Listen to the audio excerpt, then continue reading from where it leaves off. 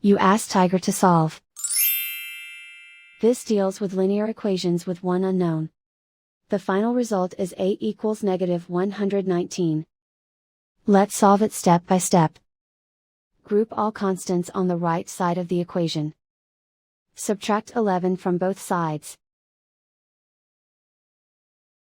Group like terms. Simplify the arithmetic.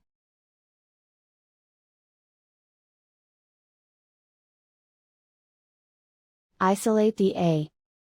Multiply both sides by inverse fraction 7/2.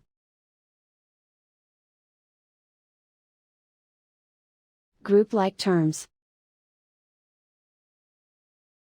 Multiply the coefficients. Simplify the fraction. Multiply the fractions.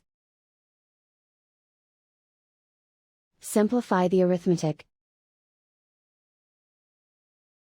And so the final result is a equals -119.